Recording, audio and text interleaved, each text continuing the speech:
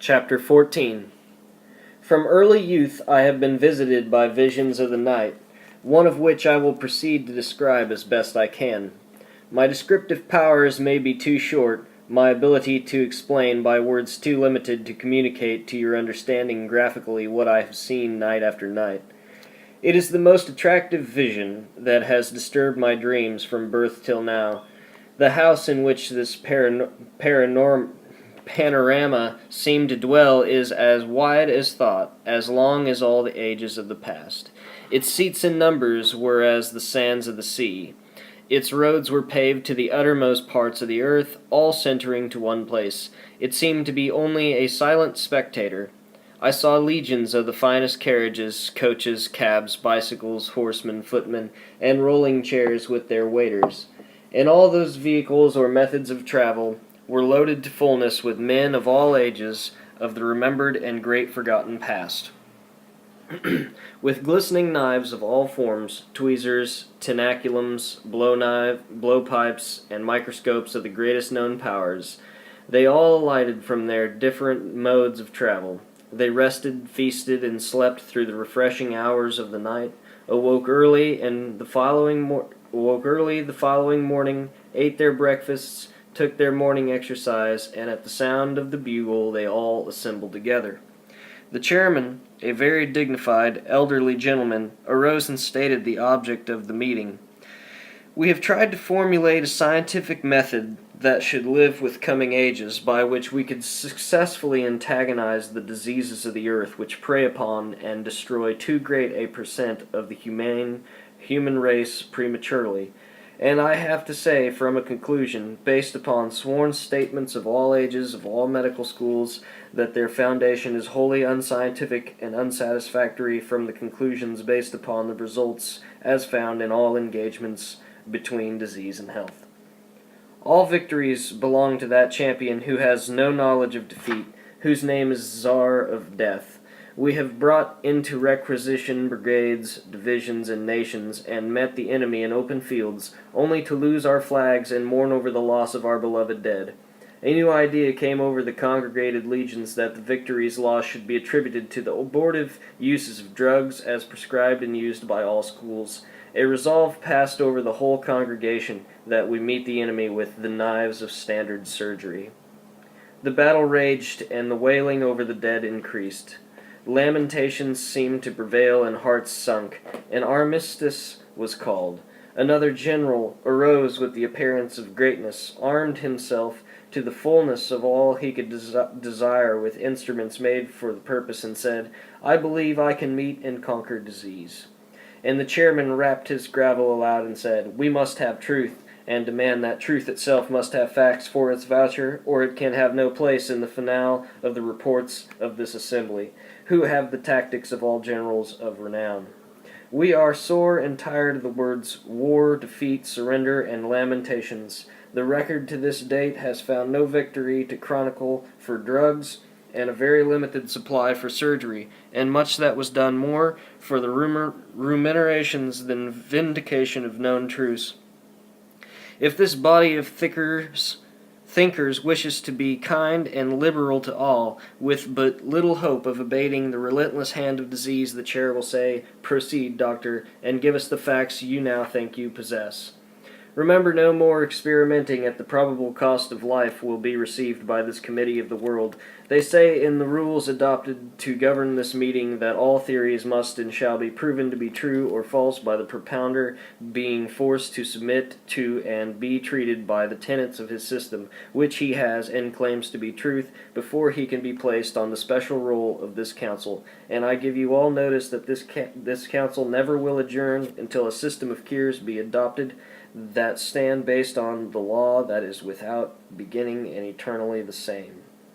All speakers who represent any brotherhood of cures will be patiently listened to by this meeting, giving them all the time that is necessary to give history by notes and observation as to diseased persons they have met and known to be cured, killed, or permanently injured by their methods. All doctors will be sworn before examination. Penalty for perjury is 1 drop of red capsicum in one eye at a time for every lie he tells about the wonderful cure he falsely reports, or the deaths he has caused by his knife or drugs. Proceed, doctor, you have the floor. Now we want the good and bad of systems and their truths. We want and will have it, or pepper your eyes till you find and tell the whole truth.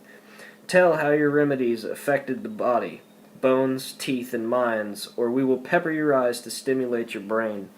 We are told by one of a later date who champions a system of orificial surgery that the brain can be acted upon by stimulating the nerve terminals, and his theory must be vindicated or fall after being fully tested, as given by Rule First of the bylaws of this assembly, which puts all assertions to the most crucial tests, known as the fruit of the tree test. The judge said, "This meeting will now adjourn for rest and refreshments. Before you leave, I will say I want to have the committee on allopathy to rest 4 days, and on the 5th assemble.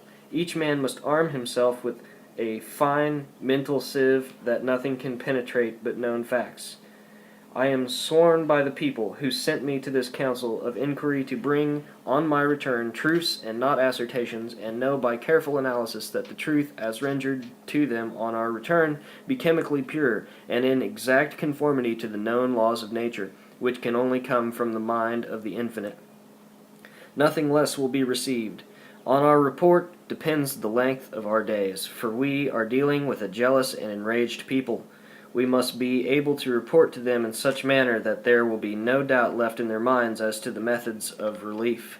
I have just read a letter from our home committee stating 80 births in Chicago in which the forceps were used in all, and lacerations occurred in 43 from 1 to more inches, all of which will have to undergo chloroform for surgical operations. No one knows who or how many will die from the knife and poisonous gases. I will tell you the cup of forbearance is about drained, and a furious explosion is bound to come, but this council can do much to ward it off. We must wait up and act or suffer. A report from our Home Secretary says he writes for information about a new theory called osteopathy, which has delivered near 500 mothers without a single laceration, forceps, or a drug. And not a drug, no case of labor lasting more than 4 hours. I tell you, men and brethren, I have had a spy in camp and on the track of osteopathy for 5 years. It is most wonderfully true, and its successes are now known more or less all over the reading world, and that fact known augments the danger we are in. At this time it has been legalized in many states and is a formidable and dangerous system to meet with the weapons of tradition. You and I know we cannot face the truce as we are now armed, and must change or fall or hang by the neck until we are dead and buried by the side of our condemned system that kills more than it cures. In the year 1874, I proclaimed that a disturbed artery marked the beginning to an hour and a minute when disease began to sow its seeds of destruction in the human body.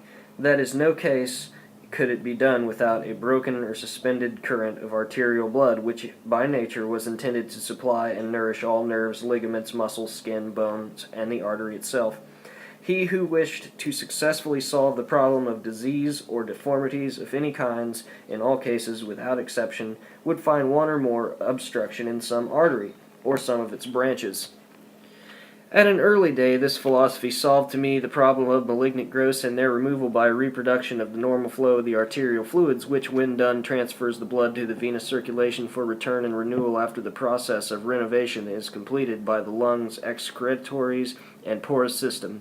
Fevers, flux, headaches, heart and lung troubles, measles, mumps, and whooping cough, and all diseases met and treated since that time have proven to my mind that there is no exception to this law. The rule of the artery must be absolute, universal, and unobstructed, or disease will be the result. I proclaimed then and there that all nerves depended wholly on the arterial system for their qualities such as sensation, nutrition, motion, even though by law of reciprocity they furnished force, nutrition, and sensation to the artery itself, and further proclaimed that the brain of man was God's drug store and had in it all liquids, drugs, lubricating oils, opiates, acids, and antacids, and every quality of drugs that the wisdom of God thought necessary for human happiness and health. On this foundation, and by its teachings, I have unfolded nature's system of midwifery, which would blush and be ashamed of its ignorance for a diplomat of this science to ever be guilty of acknowledging so much stupidity and ignorance of the laws of parturition as to take into the sick